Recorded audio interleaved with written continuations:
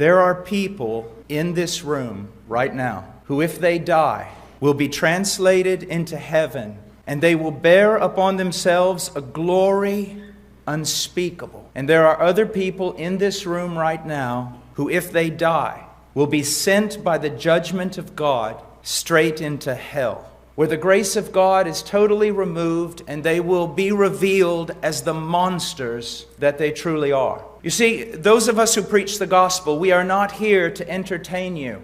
We are not here to talk to you about temporal things, about how you can get the best that you can get out of this present life. No, I am not concerned tonight about your self-esteem. I am not concerned about whether or not your billfold and your checkbook balance themselves out. I'm concerned about one thing. One day, each and every one of you will stand naked before a holy God and you will be judged.